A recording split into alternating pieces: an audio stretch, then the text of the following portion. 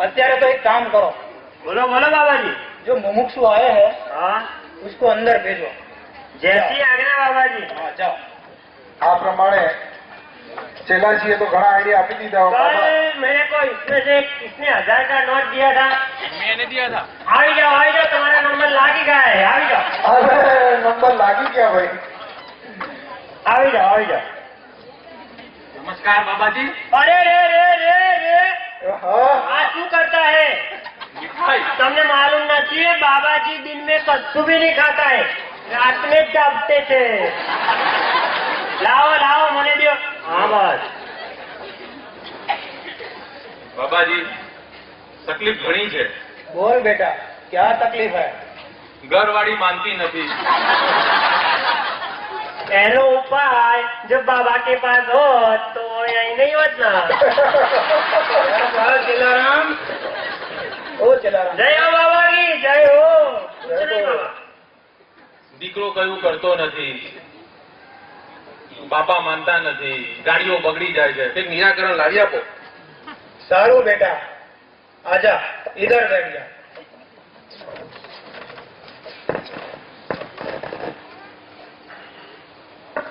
ओम काली कलकत्ते वाले तेरा वचन न जाए खाली, अत्तर की शीशी पत्थर से फोड़ू। दशहरा जाने ना दौड़े घोड़ू। अरे बेटा બોલો। बहुत तकलीफ है, ये तुझे मंगल नड़ता है और शनि की पनौती मंगल में जाके बैठी है। અરે બાપ રે। રસ્તો बताओ। उसके लिए तुझे 25,000 मंत्रों का उच्चारण करना पड़ेगा। उतना तो टाइम नहीं है। तो हम શું કરવા છીએ वो हम કરી લેગા। हाँ તમે चिंता मुक्के जाओ, बस खाली 25,000 रुपया जमा करावी लो, બધા તમારા प्रश्नों का निराकरण एक ही दिन में हो जाएगा। वो सब पनौती बनौती सपाट हो जाएगी। हाँ अरे रे रे रे रे આ શું કરતા है? पैसा नहीं તમને मालूम नहीं है बाबा जी हाथ में पैसा भी नहीं लगाते। लाओ लाओ। हाँ पूरे 25,000। पूरे। 1 रुपया भी कम निकला ना तो पनौती नहीं जाएगी। संभाल के रखना मेरी गद्दी के नीचे। हाँ बाबा वो तो है ना। अब पनौती चली जाएगी। एकदम चली जाएगी, तुम चिंता मुक्त के जाओ। जय बाबा की जय हो बाबा की जय हो।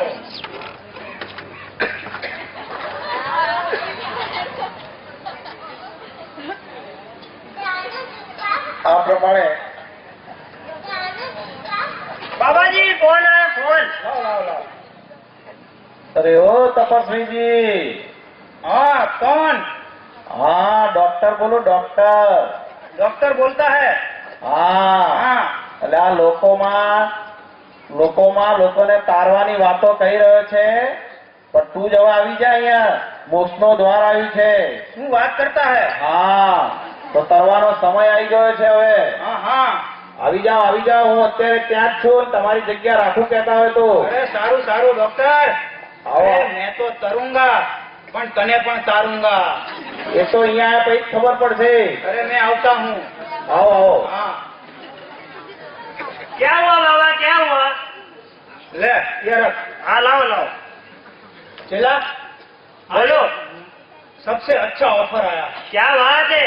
और सबसे सस्ता, अरे रे मोक्ष का द्वार अरे वो क्या है?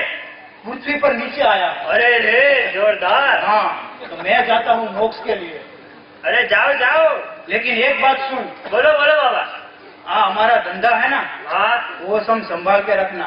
बाबा आप चिंता मुक्त के जाओ, तुम्हारे कर्ता भी વધારે अच्छा तरीके से संभालेगा, नहीं तो तुम्हारी आत्मा यहीं भटकेगी। मैं जाता हूँ। जय हो बाबा की जय हो बाबा की जय हो। ચેલાએ બાબાને બગાડ્યા। મારા બેટા બધા કેસમાં બાબાના કેસમાં ચેલો આગળ, ડોક્ટરના કેસમાં કમ્પાઉન્ડર આગળ, વકીલના કેસમાં એનો ટાઈપિસ્ટ આગળ। હવે બાબા જઈ રહ્યા છે મોક્ષના દ્વાર તરફ એમનો ધંધો એમના ચેલાને સોંપીને. નારાયણ. અરે ઓ તપસ્વીજી, આમ કાછોટો વાળીને મોક્ષ મેળવવા જઈ રહ્યા છો, પણ કઈ સત્કાર્યો કર્યા છે? नारद जी, मैंने कहीं ओछा काम नहीं किया है. ઓહો. हाँ, अरे खुला पगे हाँ? 4 धाम की यात्रा की है નારાયણ નારાયણ. और 7 पुरी भी गया हूँ. ઓહો. हाँ, और हिमालय में जाकर अभी ठंडी में मैंने तप किया है. नारायण नारायण. अरे ऐसे मुमुक्षु को मैंने संसार सागर में तरना सिखवाया है. करना सिखाया? हाँ. ओहो. अरे मैं क्या तुम्हारे साथ बात करने लगा. मैं चला मोक्ष के लिए. नारायण नारायण. नारायण नारायण.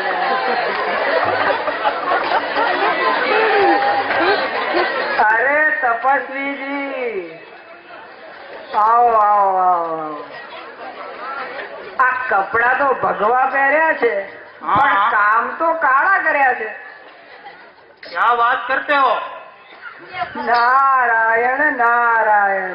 આ પગપાળા યાત્રા કરી એ તો બધેથી દાન દક્ષિણા ભેગી કરવા માટે, અને વળી તપ તો એક બહાનું છે. તમને તો એ પણ ખબર નથી કે હિમાલય કયા દેશમાં આવ્યો. નારાયણ નારાયણ. અને વળી તમારા આશ્રમોમાં હું ફર્યો છું. મને બધી ખબર છે કે તમારા આશ્રમોમાં કયા કયા ધંધા ચાલે છે. અરે તમે તો તમારા સાચા સેવકોના ખૂન કરાવી નાખવા સુધીના ધંધા કર્યા છે. ધર્મના નામે રૂપિયા ભેગા કરી અને એમાં તમારા આશ્રમોમાં વીઆઈપી સગવડો રખાવી અને પડ્યા રહો છો, અને પાછા મોક્ષ મેળવવા માટે આગળ આવો છો. નારાયણ નારાયણ. तपस्वी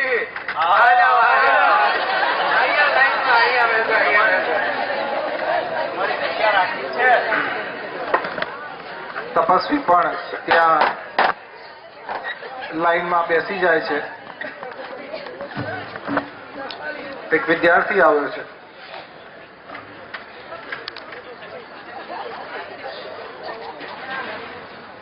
સત્સંગી બાળક લાગે છે.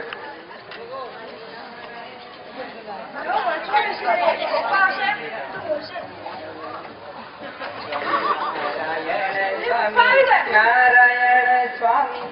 જય સ્વામિનારાયણ પપ્પા. બેટા જય સ્વામિનારાયણ. જો પપ્પા, મારી માનસિક આવે પૂરા 100 માંથી 99% આવ્યા છે. ઓ વેરી ગુડ. સરસ મારો દીકરો, સરસ. પપ્પા, આ માર્ક્સ તો આવી ગયા, પણ પરીક્ષામાં પણ મને એક પ્રશ્ન પૂછ્યા કરતો હતો. બોલને દીકરા. આપણે ભલે ખાધે પીધે સુખી, પણ આ બધાના જેવા જલસા ગણાય. અરે દીકરા, પ્રામાણિકતા વિના મેળવેલી સંપત્તિ મનુષ્યને ભયંકર આપત્તિમાં મૂકીને અણધારી ચાલી જાય છે. દીકરા, પ્રામાણિકતાથી પેટ ભરાય છે, પણ પટારા નથી ભરાતા. પપ્પા, મેં તમને ઘર, મંદિર અને નોકરી સિવાય હું તમને જોતો જ નથી. તમે ભલા અને તમારું કામ ભલું, બાકીના સમયમાં ભગવાનનું નામ ભલું, આ તો તમારું સૂત્ર છે. સાચી વાત છે દીકરા. કર્તવ્યનું પાલન કરી અને સાચા ભાવે જો ભગવાને ભજે તો ભગવાન ક્યારેય દુઃખ નથી દેતા. સુખ સુખ અને સુખ જ આપે છે. દીકરા, પેલી કહેવત છે ને કે કીડીને કણ હાથીને મન, ચાર પગાને ચાર જોને. આ તો ભગવાનનું વચન છે દીકરા. પપ્પા, આ વાત હું તમારી જિંદગી ભર યાદ રાખીશ.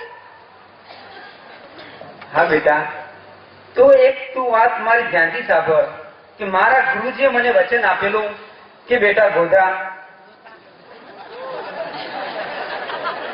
કર્તવ્યનું પાલન કરજે, નિયમ નિશ્ચયમાં પક્ષ રહીને તે ગુરુ સેવા કરી છે સાચા ભાવે, એટલે તું સદેહ ધામમાં જઈશ અને દીકરા, એ સમય આજે આવી ગયો છે. અક્ષરધામમાંથી આજે આ પૃથ્વી પર મોક્ષનું દ્વાર આવ્યું છે, જે મેળવવા હું જાઉં છું. શું પપ્પા, તમે મોક્ષનું દ્વાર મેળવવા જાઓ છો? હા દીકરા. પપ્પા, મારે પણ તમારી સાથે તે મોક્ષના દ્વારમાં પ્રવેશ મેળવવા આવવું છે. અરે ના દીકરા, હજુ તારે ઘણી વાર છે. મંદિરમાં સેવા કરવાની છે, સંતોની સેવા કરવાની છે, અને આ સત્સંગનો ફેલાવો કરવાનો છે. એટલે દીકરા, તું અહીંથી મંદિર જા અને હું મોક્ષ મેળવવા જાઉં છું. સારું પપ્પા, મને પણ પપ્પા તમે મને એવા આશીર્વાદ આપો કે તમારા જેવા બધા જ ગુણ મારામાં આવે. હા બેટા, મારા આશીર્વાદ તારી સાથે છે દીકરા. પણ ભગવાનને ભૂલતો નહીં. ભજન કરજે, સંતોની સેવા કરજે, એટલે ભગવાન ક્યારે તને દુઃખ નહીં આપે. સુખ સુખ અને સુખ જ આપશે દીકરા. ભલે બેટા. જય સ્વામિનારાયણ. પપ્પા, જય સ્વામિનારાયણ. સ્વામિનારાયણ. આ પ્રમાણે એક સત્સંગી, સ્વામિનારાયણ ભગવાનના સાચા સત્સંગી, પૂરા વિશ્વાસથી, ગુરુની કૃપા, ગુરુના આશીર્વાદથી મોક્ષના દ્વાર તરફ આગળ વધે છે. અંતરમાં પૂર્ણ વિશ્વાસ છે, પૂર્ણ ખાતરી છે કે મોક્ષનું દ્વાર એમના માટે જ છે. અરે ઓ ભગતજી, આમ ભગવાનનું નામ લેતા લેતા આ ફરવા નીકળ્યા છો? આ ફરવાનું નથી, આ તો મોક્ષનું દ્વાર છે, મોક્ષનું. અરે હા નેતાજી, એ તો મારો હક છે અને તે મેળવવા જાઉં છું. અચ્છા, મોક્ષનું દ્વાર તમારો હક છે એમ ને? તો તમે દાન પુણ્ય ખૂબ કર્યા છે નહીં તમે? અરે ના શેઠજી, તમારે જેટલા તો નહીં. અચ્છા, તો તમે મારી જેમ જન સેવા તો કરી જશે એમ ને? ના નેતાજી, એવું અમને ના આવડે હો. તો તમે ગુનેગારોને સજા અપાવ્યા છે. અરે ના ના, એવો અમને વિચાર પણ ના આવે. તો તમે નક્કી દર્દીઓને સાજા કર્યા જ હશે. અરે ડોક્ટર સાહેબ, હું ક્યાં તમારા જેટલો ભણેલો છું, ક્યાં તમારા જેવું ડોક્ટર છું કે મને સાજા કરતા આવડે? તો તમે જપ તપ ઓમ હવન કર્યા હોગા. અરે તપસ્વીજી, હું તો પામર જીવ છું, એક સત્સંગી છું. મને તમારા જેવા તપ અને જપમાં કાંઈ ખબર ન પડે. હું તો સેવા કરી જાણો અને ભજન કરી જાણો. અરે તપ નથી કર્યા, દાન પુણ્ય નથી કર્યા, અને આમ હાલી નીકળ્યા છે મોક્ષ મેળવવા. અરે લ્યો ત્યારે એ જય સ્વામિનારાયણ. આ તો આપણે કરતે બુંદી રીતે પછાડા છે. જુઓ જુઓ જુઓ જુઓ જુઓ. બધા જોઈ રહ્યા છે. બધાને એમ છે કે આ તો મોક્ષનું દ્વાર એમના માટે નથી, એમને મોક્ષ નહીં મળે. પણ સત્સંગી ભગવાનનું અખંડ સ્મરણ કરતા કરતા આગળ વધી રહ્યા છે.